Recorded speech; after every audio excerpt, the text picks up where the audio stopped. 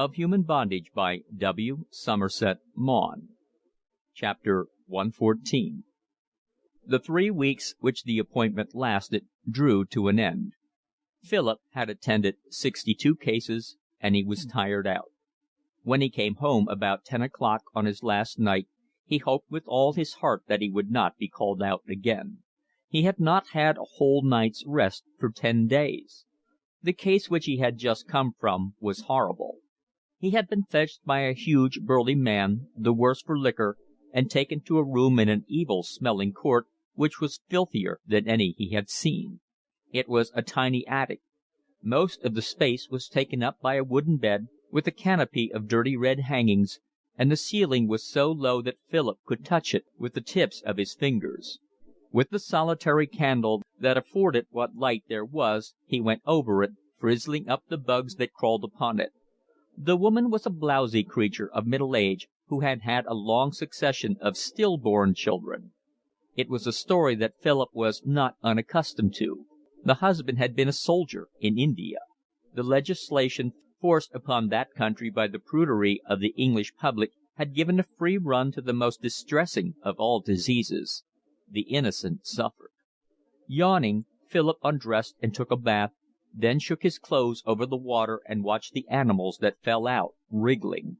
He was just going to get into bed when there was a knock at the door, and the hospital porter brought him a card. "Curse you," said Philip. "You're the last person I wanted to see tonight. Who's brought it?" "I think it's the 'usband, sir. Shall I tell him to wait?" Philip looked at the address, saw that the street was familiar to him, and told the porter that he would find his own way. He dressed himself, and in 5 minutes, with his black bag in his hand, stepped into the street. A man, whom he could not see in the darkness, came up to him and said he was the husband. "I thought I'd better wait, sir," he said. "It's a pretty rough neighbour'ood, and them not knowing who you was." Philip laughed. "Bless your heart, they all know the doctor. I've been in some damn sight rougher places than Waver Street." It was quite true. The black bag was a passport through wretched alleys and down foul-smelling courts into which a policeman was not ready to venture by himself. Once or twice a little group of men had looked at Philip curiously as he passed. He heard a mutter of observations, and then one say, "It's the 'ospital doctor." As he went by, one or two of them said, "Good night, sir." "We shall 'ave to step out if you don't mind, sir," said the man who accompanied him now. "They told me there was no time to lose." "Why did you leave it so late?" asked Philip as he quickened his pace. He glanced at the fellow as they passed a lamp post. "You look awfully young," he said. "I'm turned 18, sir." He was fair, and he had not a hair on his face. He looked no more than a boy. He was short but thick set. "You're young to be married," said Philip. "We 'ad to. How much do you earn?" "16, sir." 16 shillings a week was not much to keep a wife and child on. The room the couple lived in showed that their poverty was extreme. It was a fair size, but it looked quite large, since there was hardly any furniture in it. There was no carpet on the floor. There were no pictures on the walls. And most rooms had something, photographs or supplements in cheap frames from the Christmas numbers of the illustrated papers. The patient lay on a little iron bed of the cheapest sort. It startled Philip to see how young she was. "By Jove, she can't be more than 16," he said to the woman who had come in to see her through. She had given her age as 18 on the card, but when they were very young they often put on a year or two. Also, she was pretty, which was rare in those cases in which the constitution had been undermined by bad food, bad air, and unhealthy occupations. She had delicate features and large blue eyes, and a mass of dark hair done in the elaborate fashion of the coster girl. She and her husband were very nervous. "You'd better wait outside, so as to be at hand if I want you," Philip said to him. Now that he saw him better, Philip was surprised again at his boyish air. You felt that he should be larking in the street with the other lads, instead of waiting anxiously for the birth of a child.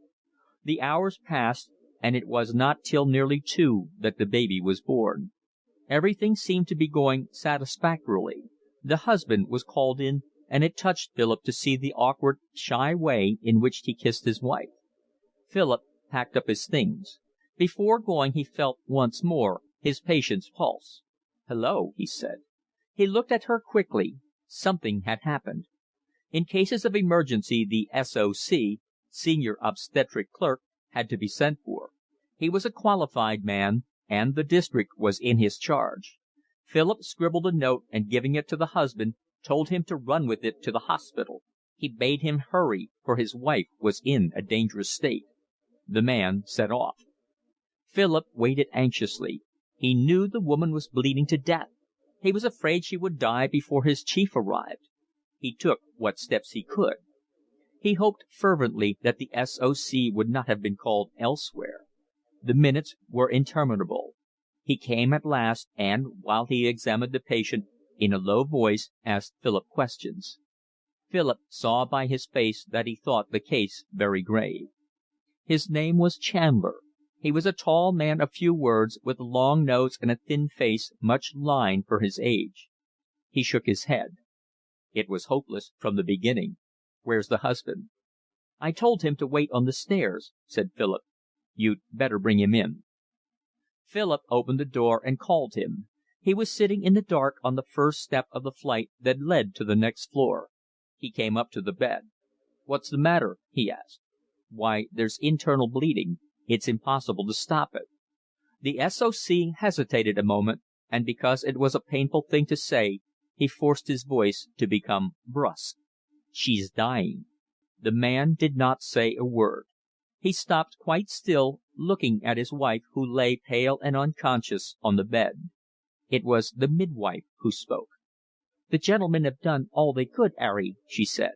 "I saw what was comin' from the first." "Shut up," said Chandler. There were no curtains on the windows, and gradually the night seemed to lighten. It was not yet the dawn, but the dawn was at hand. Chandler was keeping the woman alive by all the means in his power, but life was slipping away from her, and suddenly she died. The boy who was her husband stood at the end of the cheap iron bed, with his hands resting on the rail. He did not speak, but he looked very pale, and once or twice Chandler gave him an uneasy glance, thinking he was going to faint. His lips were gray. The midwife sobbed noisily, but he took no notice of her. His eyes were fixed upon his wife, and in them was an utter bewilderment. He reminded you of a dog whipped for something he did not know was wrong. When Chandler and Philip had gathered together their things, Chandler turned to the husband. "You'd better lie down for a bit. I expect you're about done up." "There's nowhere for me to lie down, sir," he answered, and there was in his voice a humbleness which was very distressing. "Don't you know anyone in the house who'll give you a shake down?" "No, sir." "They only moved in last week," said the midwife. "They don't know nobody yet." Chandler hesitated a moment awkwardly, then he went up to the man and said, "I'm very sorry this has happened." He held out his hand, and the man, with an instinctive glance at his own to see if it was clean, shook it. "Thank you, sir." Philip shook hands with him too. Chandler told the midwife to come and fetch the certificate in the morning. They left the house and walked along together in silence. "It upsets one a bit at first, doesn't it?" said Chandler at last. "A bit," answered Philip. "If you like, I'll tell the porter not to bring you any more calls tonight. I'm off duty at 8 in the morning in any case." "How many cases have you had?" "63." "Good. You'll get your certificate then." They arrived at the hospital, and the S.O.C. went in to see if anyone wanted him. Philip walked on. It had been very hot all the day before, and even now in the early morning there was a balminess in the air. The street was very still. Philip did not feel inclined to go to bed. It was the end of his work, and he need not hurry. He strolled along, glad of the fresh air and the silence. He thought that he would go on to a bridge and look at daybreak on the river. A policeman at the corner bade him good morning. He knew who Philip was from his bag. "Out late tonight, sir," he said. Philip nodded and passed. He leaned against the parapet and looked towards the morning. At that hour the great city was like a city of the dead. The sky was cloudless, but the stars were dim at the approach of day. There was a light mist on the river, and the great buildings on the north side were like palaces in an enchanted island. A group of barges was moored in mid-stream. It was all of an unearthly violet, troubling somehow, and awe-inspiring. But quickly everything grew pale and cold and gray. Then the sun rose, a ray of yellow gold stole across the sky, and the sky was iridescent. Philip could not get out of his eyes the dead girl lying on the bed, wan and white, and the boy who stood at the end of it like a stricken beast. The bareness of the squalid room made the pain of it more poignant. It was cruel that a stupid chance should have cut off her life when she was just entering upon it.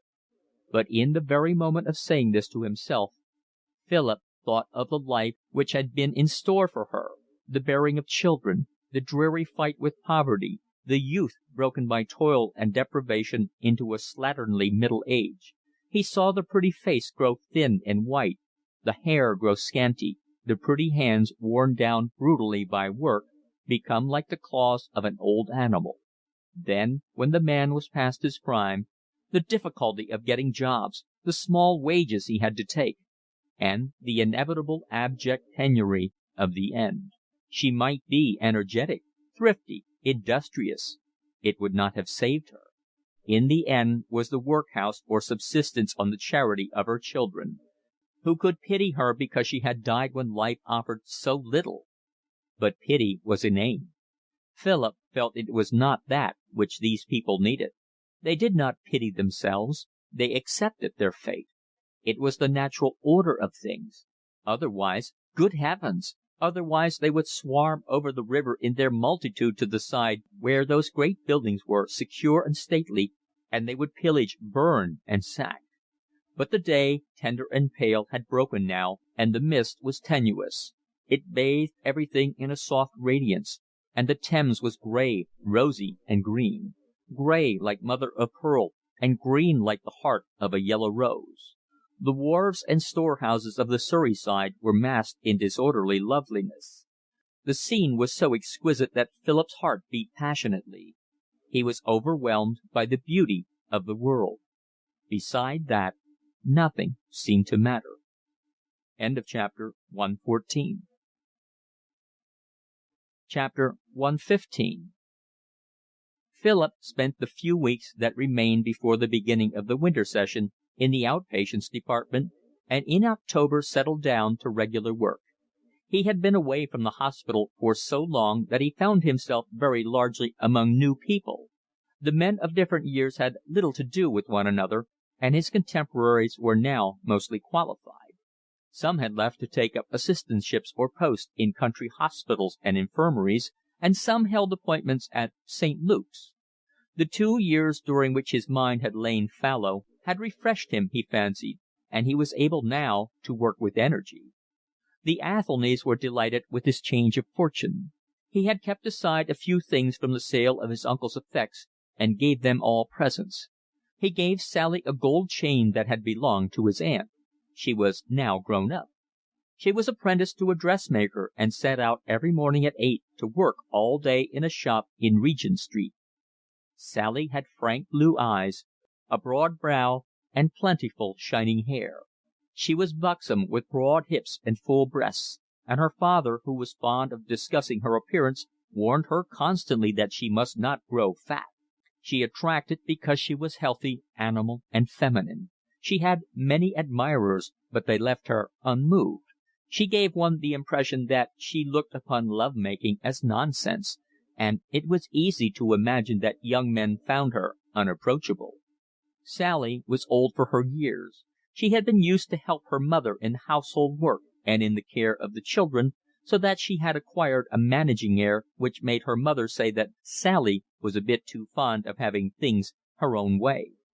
She did not speak very much, but as she grew older she seemed to be acquiring a quiet sense of humour, and sometimes uttered a remark which suggested that beneath her impassive exterior she was quietly bubbling with amusement at her fellow creatures. Philip found that with her He never got on the terms of affectionate intimacy upon which he was with the rest of Athelny's huge family. Now and then her indifference slightly irritated him. There was something enigmatic in her.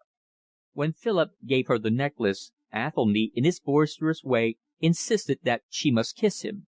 But Sally reddened and drew back. "No, I'm not going to," she said. "Ungrateful hussy," cried Athelny. "Why not?" "I don't like being kissed by men," she said. Philip saw her embarrassment and, amused, turned Athelny's attention to something else. That was never a very difficult thing to do. But evidently her mother spoke of the matter lately, for next time Philip came she took the opportunity, when they were alone for a couple of minutes, to refer to it.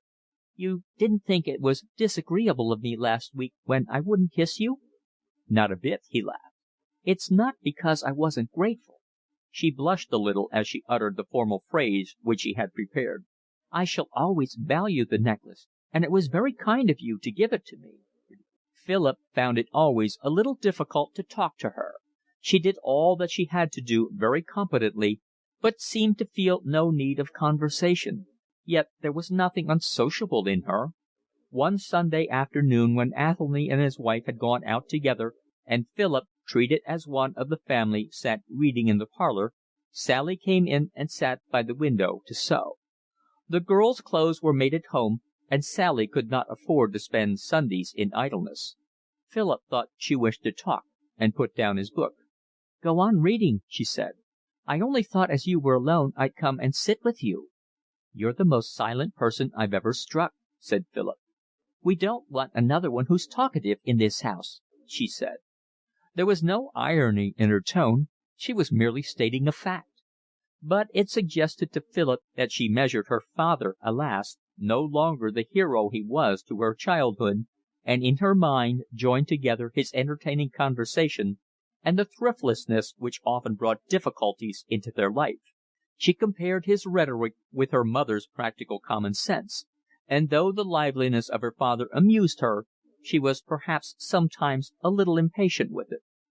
Philip looked at her as she bent over her work.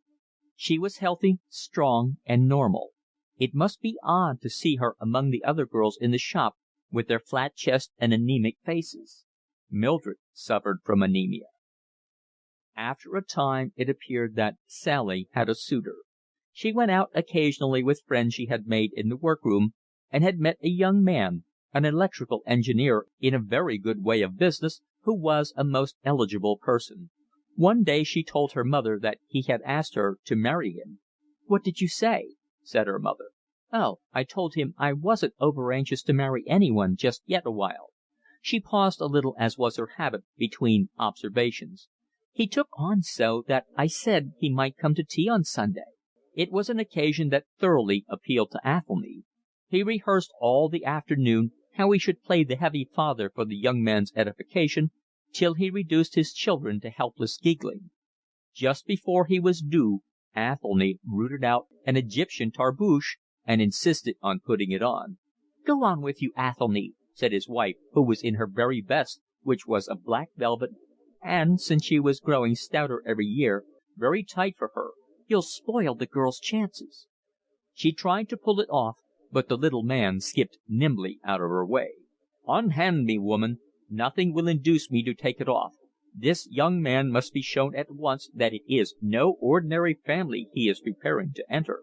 "Let him keep it on, mother," said Sally in her even, indifferent fashion. "If Mr. Donaldson doesn't take it the way it's meant, he can take himself off, and good riddance." Philip thought it was a severe ordeal that the young man was being exposed to, since Athelny in his brown velvet jacket, flowing black tie, and red tarbouche was a startling spectacle for an innocent electrical engineer. When he came he was greeted by his host with the proud courtesy of a Spanish grandee, and by Mrs. Athelny in an altogether homely and natural fashion. They sat down at the old ironing table in the high-backed monkish chairs, and Mrs. Athelny poured tea out of a lustre teapot which gave a note of England and the countryside to the festivity.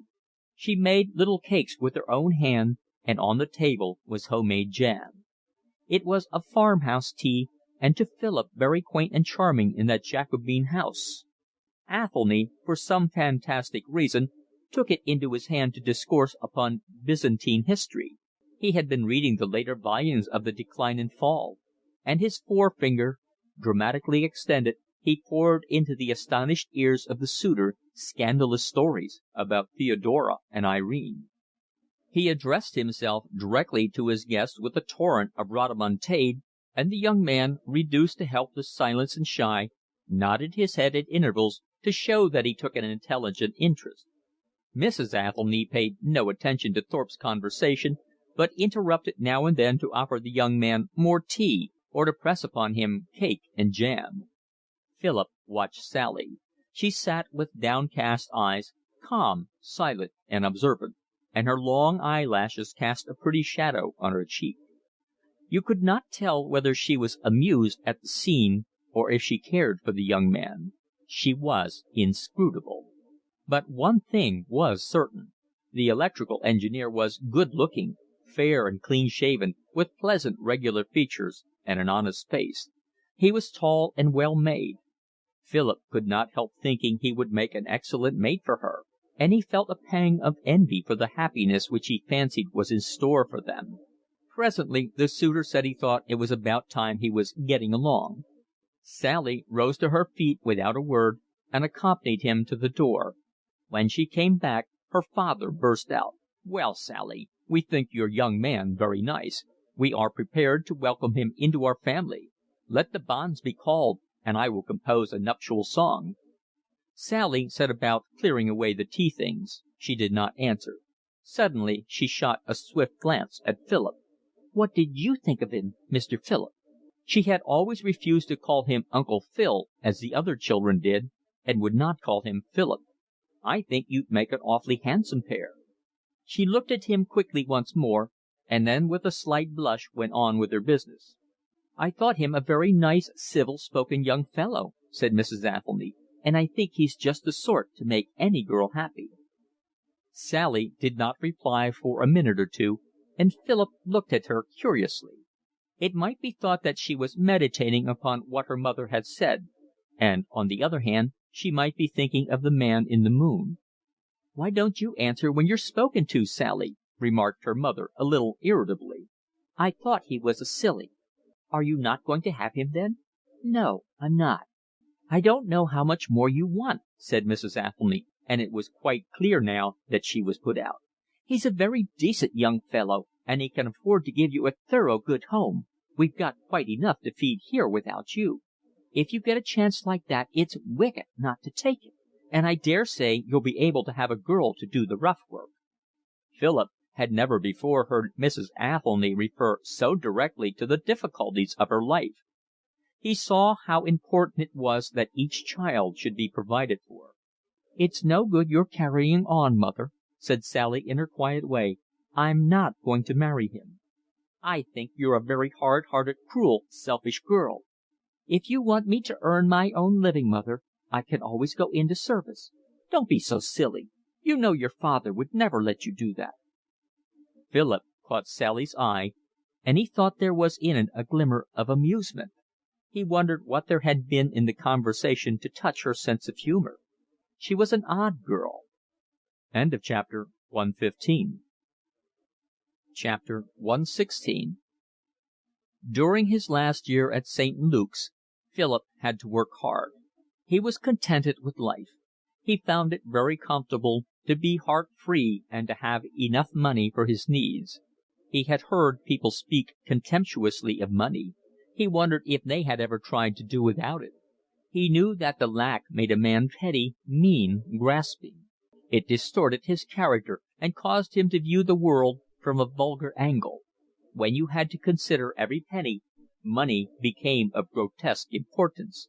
You needed a competency to rate it at its proper value. He lived a solitary life, seeing no one except the Athelnys, but he was not lonely. He busied himself with plans for the future, and sometimes he thought of the past. His recollection dwelt now and then on old friends, but he made no effort to see them. He would have liked to know what was become of Norah Nesbit. She was Norah something else now, but he could not remember the name of the man she was going to marry. He was glad to have known her. She was a good and brave soul. One evening about 11:30 he saw Lawson walking along Piccadilly. He was in evening clothes and might be supposed to be coming back from a theatre. Philip gave way to a sudden impulse and quickly turned down a side street. He had not seen him for 2 years and felt that he could not now take up again the interrupted friendship. He and Lawson had nothing more to say to one another. Philip was no longer interested in art. It seemed to him that he was able to enjoy beauty with greater force than when he was a boy, but art appeared to him unimportant. He was occupied with the forming of a pattern out of the manifold chaos of life, and the materials with which he worked seemed to make preoccupation with pigments and words very trivial. Lawson had served his turn. Philip's friendship with him had been a motive in the design he was elaborating. It was merely sentimental to ignore the fact that the painter was of no further interest to him. Sometimes Philip thought of Mildred. He avoided deliberately the streets in which there was a chance of seeing her. But occasionally some feeling, perhaps curiosity, perhaps something deeper which he could not acknowledge, made him wander about Piccadilly and Regent Street during the hours when she might be expected to be there. He did not know then whether he wished to see her or dreaded it. Once he saw a back which reminded him of hers, and for a moment he thought it was she. It gave him a curious sensation. It was a strange, sharp pain in his heart. There was fear in it and a sickening dismay. And when he hurried on and found that he was mistaken, he did not know whether it was relief that he experienced or disappointment. At the beginning of August Philip passed his surgery, his last examination, and received his diploma. It was 7 years since he had entered St. Luke's Hospital. He was nearly 30. He walked down the stairs of the Royal College of Surgeons with the roll in his hand which qualified him to practice, and his heart beat with satisfaction. Now I'm really going to begin life, he thought. Next day he went to the secretary's office to put his name down for one of the hospital appointments. The secretary was a pleasant little man with a black beard, whom Philip had always found very affable. He congratulated him on his success and then said: "I suppose you'd like to do a locum for a month on the south coast? 3 guineas a week, with board and lodging." "I wouldn't mind," said Philip. "It's at Farnley, in Dorsetshire. Dr. South. You'd have to go down at once. His assistant has developed mumps. I believe it's a very pleasant place." There was something in the secretary's manner that puzzled Philip. It was a little doubtful. "What's the crab in it?" he asked. The secretary hesitated a moment and laughed in a conciliating fashion. "Well, the fact is, I understand he's rather a crusty, funny old fellow. The agencies won't send him anyone any more. He speaks his mind very openly, and men don't like it." "But do you think he'll be satisfied with a man who's only just qualified? After all, I have no experience." "He ought to be glad to get you," said the secretary diplomatically. Philip thought for a moment. He had nothing to do for the next few weeks, and he was glad of the chance to earn a bit of money. He could put it aside for the holiday in Spain which he had promised himself when he had finished his appointment at St. Luke's, or, if they would not give him anything there, at some other hospital.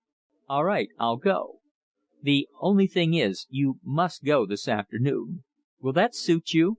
If so, I'll send a wire at once." Philip would have liked a few days to himself, but he had seen the Athelnys the night before, he had gone at once to take them his good news, and there was really no reason why he should not start immediately. He had little luggage to pack. Soon after 7 that evening he got out of the station at Farnley and took a cab to Dr. South's. It was a broad, low, stucco house, with a Virginia creeper growing over it. He was shown into the consulting room. An old man was writing at a desk. He looked up as the maid ushered Philip in. He did not get up, and he did not speak. He merely stared at Philip. Philip was taken aback. "I think you're expecting me," he said. "The secretary of St. Luke's wired to you this morning." "I kept dinner back for half an hour. Do you want to wash?" "I do," said Philip. Doctor South amused him by his odd manner. He got up now, and Philip saw that he was a man of middle height, thin, with white hair cut very short, and a long mouth closed so tightly that he seemed to have no lips at all.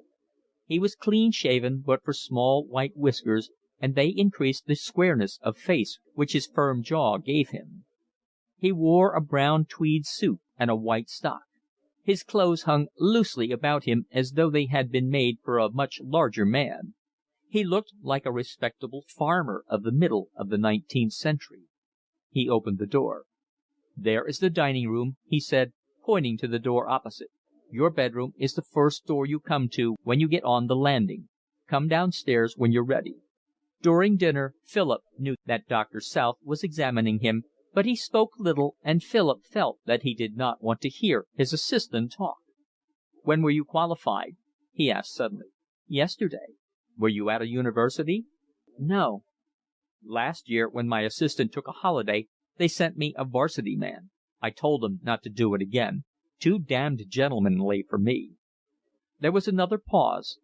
The dinner was very simple and very good.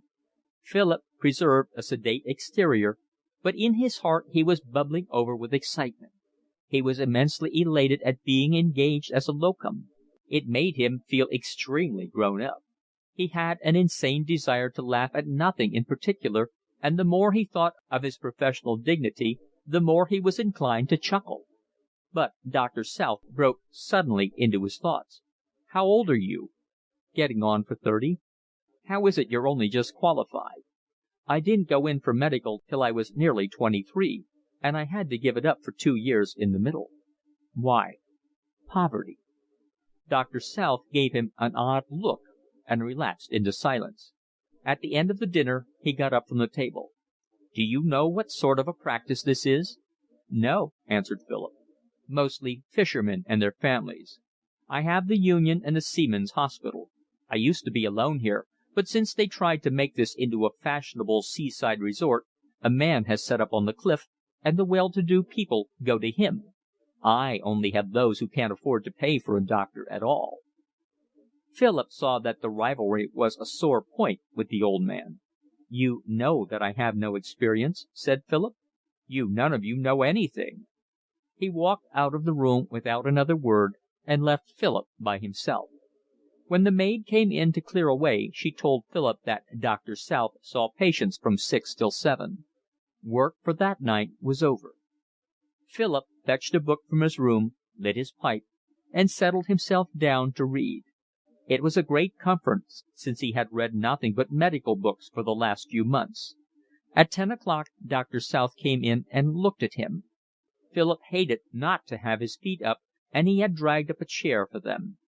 "You seem to make yourself pretty comfortable," said Doctor South, with a grimness which would have disturbed Philip if he had not been in such high spirits. Philip's eyes twinkled as he answered. "Have you any objection?"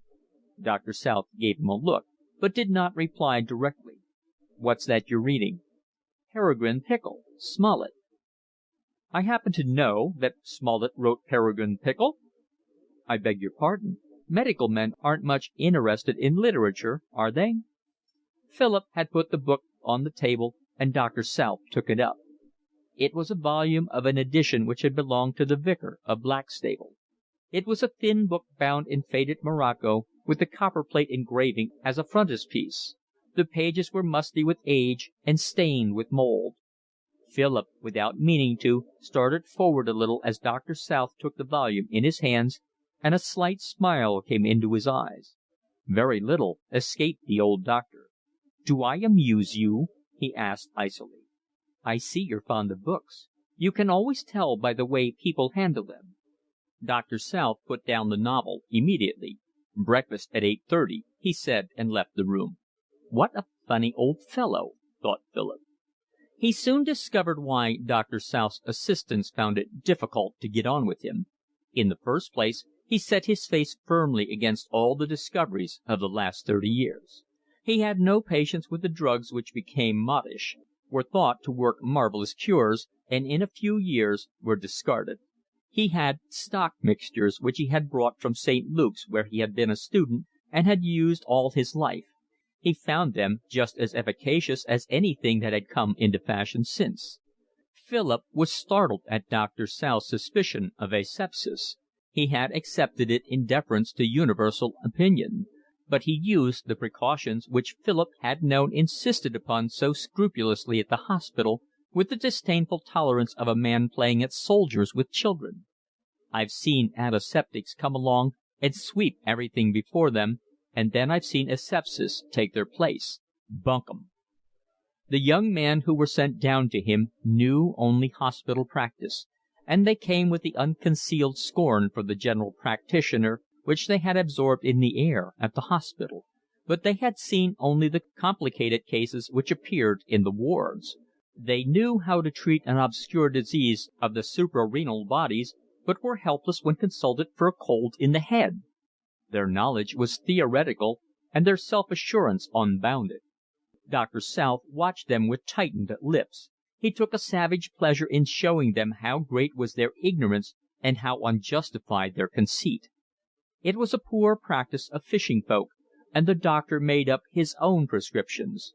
Doctor South asked his assistant how he expected to make both ends meet if he gave a fisherman with a stomach ache a mixture consisting of half a dozen expensive drugs. He complained, too, that the young medical men were uneducated. Their reading consisted of the Sporting Times and the British Medical Journal. They could neither write a legible hand nor spell correctly. For 2 or 3 days Doctor South watched Philip closely, ready to fall on him with acid sarcasm if he gave him the opportunity, and Philip, aware of this, went about his work with a quiet sense of amusement. He was pleased with the change of occupation. He liked the feeling of independence and of responsibility. All sorts of people came to the consulting room. He was gratified because he seemed able to inspire his patients with confidence, and it was entertaining to watch the process of cure which at a hospital necessarily could be watched only at distant intervals. His rounds took him into low-roofed cottages in which were fishing tackle and sails, and here and there mementos of deep-sea travelling, a lacquer box from Japan, spears and oars from Melanesia, or daggers from the bazaars of Stamboul. There was an air of romance in the stuffy little rooms, and the salt of the sea gave them a bitter freshness. Philip liked to talk to the sailor-men, and when they found that he was not supercilious, they told him long yarns of the distant journeys of their youth. Once or twice he made a mistake in diagnosis. He had never seen a case of measles before, and when he was confronted with the rash, took it for an obscure disease of the skin. And once or twice his ideas of treatment differed from Doctor South's. The first time this happened, Doctor South attacked him with savage irony, but Philip took it with good humour. He had some gift for repartee, and he made 1 or 2 answers which caused Doctor South to stop and look at him curiously. Philip's face was grave, but his eyes were twinkling. The old gentleman could not avoid the impression that Philip was chaffing him.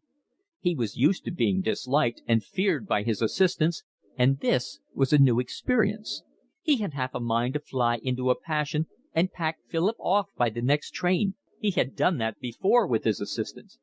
But he had an uneasy feeling that Philip then would simply laugh at him outright, and suddenly he felt amused. His mouth formed itself into a little smile against his will, and he turned away.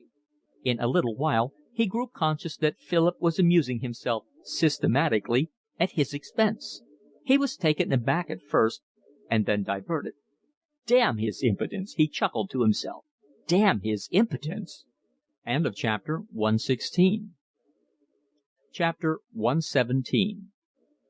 Philip had written to Athelny to tell him that he was doing a locum in Dorsetshire, and in due course received an answer from him. It was in the formal manner he affected, studded with pompous epithets, as a Persian diadem was studded with precious stones, and in the beautiful hand, like black letter and as difficult to read, upon which he prided himself.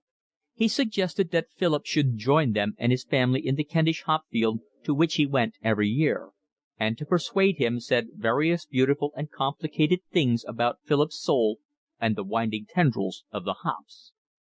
Philip replied at once that he would come on the first day he was free.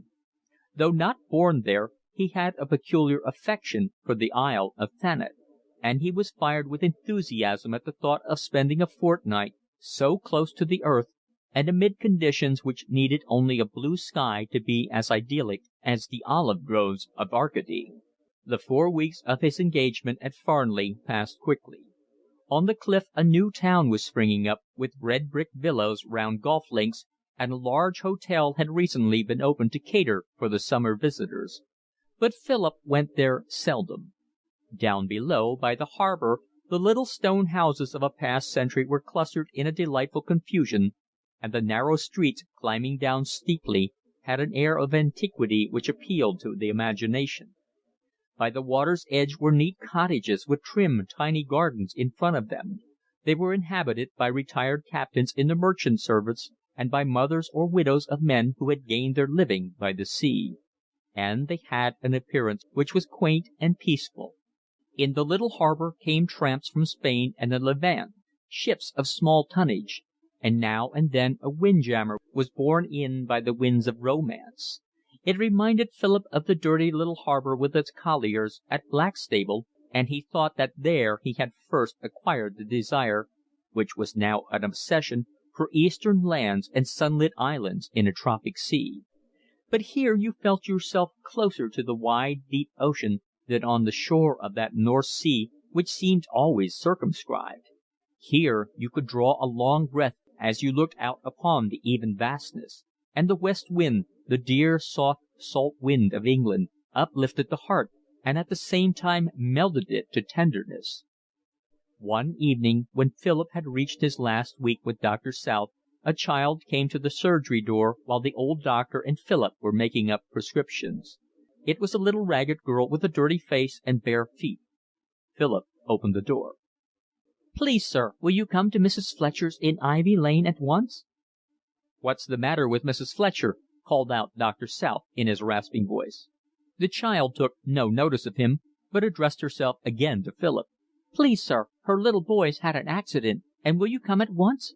"Tell Mrs. Fletcher I'm coming," called out Doctor South. The little girl hesitated for a moment, and putting a dirty finger in a dirty mouth stood still and looked at Philip. "What's the matter, kid?" said Philip, smiling. "Please, sir, Mrs. Fletcher says, will the new doctor come?" There was a sound in the dispensary, and Doctor South came out into the passage. "Isn't Mrs. Fletcher satisfied with me?" he barked. "I've attended Mrs. Fletcher since she was born. Why aren't I good enough to attend her filthy brat?" The girl looked for a moment as though she were going to cry. Then she thought better of it.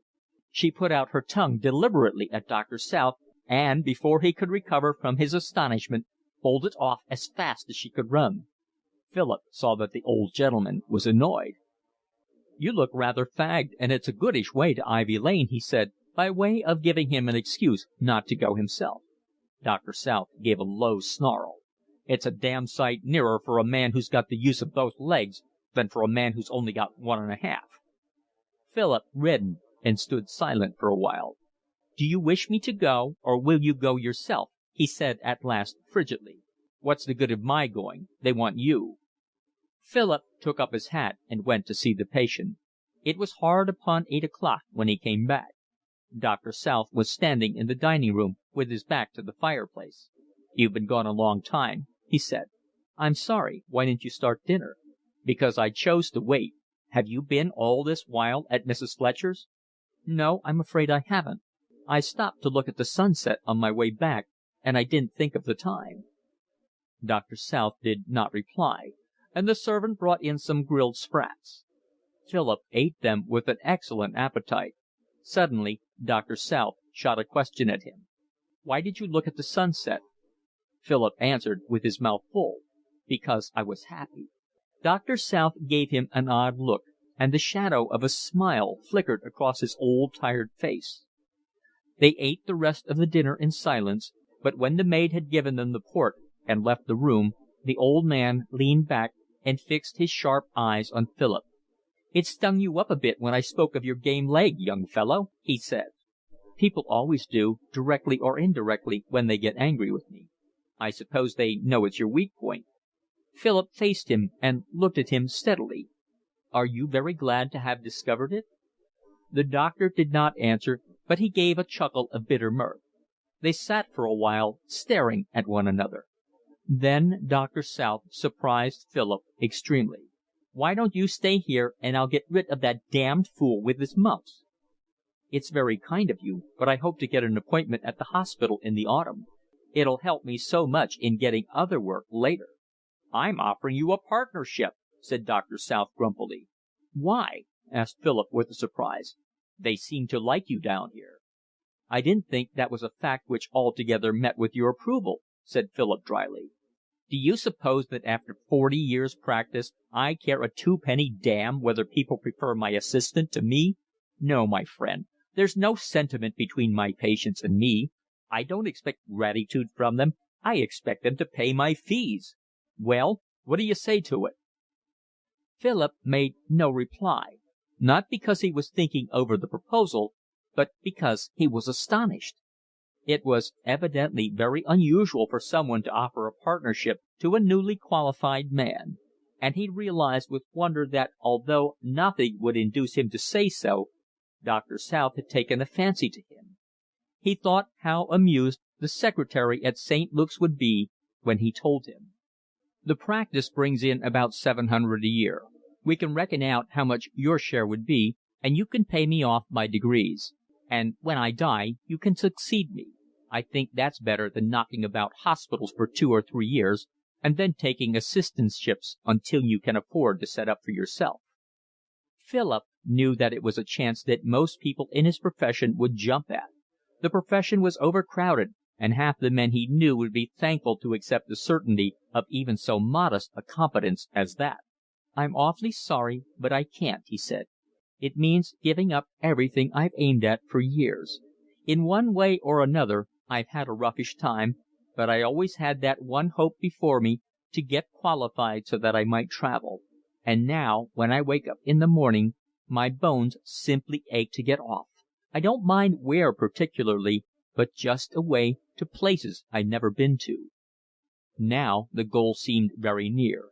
He would have finished his appointment at St. Luke's by the middle of the following year, and then he would go to Spain. He could afford to spend several months there, rambling up and down the land which stood to him for romance. After that he would get a ship and go to the East. Life was before him, and time of no account. He could wander for years if he chose, in unfrequented places, amidst strange peoples, where life was led in strange ways.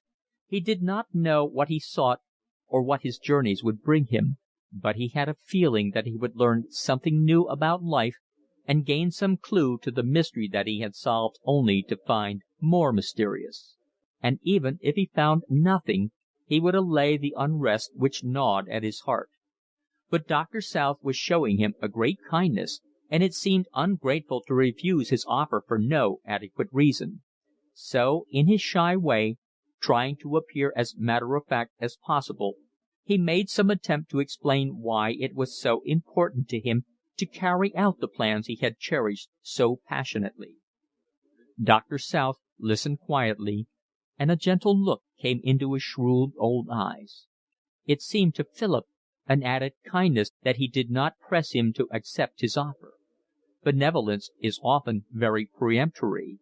He appeared to look upon Philip's reasons as sound. Dropping the subject, he began to talk of his own youth. He had been in the Royal Navy, and it was his long connection with the sea that, when he retired, had made him settle at Farnley. He told Philip of old days in the Pacific and of wild adventures in China. He had taken part in an expedition against the head hunters of Borneo, and had known Samoa when it was still an independent state. He had touched at Coral Islands. Philip listened to him entranced. Little by little he told Philip about himself. Doctor South was a widower. His wife had died 30 years before, and his daughter had married a farmer in Rhodesia. He had quarrelled with him, and she had not come to England for 10 years. It was just as if he had never had wife or child. He was very lonely. His gruffness was little more than a protection which he wore to hide a complete disillusionment. and to Philip it seemed tragic to see him just waiting for death, not impatiently, but rather with loathing for it, hating old age and unable to resign himself to its limitations, and yet with the feeling that death was the only solution of the bitterness of his life. Philip crossed his path, and the natural affection which long separation from his daughter had killed (she had taken her husband's part in the quarrel, and her children he had never seen) settled itself upon Philip. At first it made him angry. He told himself it was a sign of dotage. But there was something in Philip that attracted him, and he found himself smiling at him, he knew not why. Philip did not bore him. Once or twice he put his hand on his shoulder. It was as near a caress as he had got since his daughter left England so many years before. When the time came for Philip to go, Doctor South accompanied him to the station. He found himself unaccountably depressed. "I've had a ripping time here," said Philip. "You've been awfully kind to me." "I suppose you're very glad to go?" "I've enjoyed myself here." "But you want to get out into the world. Ah, you have youth." He hesitated a moment. "I want you to remember that if you change your mind, my offer still stands." "That's awfully kind of you." Philip shook hands with him out of the carriage window, and the train steamed out of the station. Philip thought of the fortnight he was going to spend in the hop field. He was happy at the idea of seeing his friends again, and he rejoiced because the day was fine. But Doctor South walked slowly back to his empty house. He felt very old and very lonely. Chapter 117.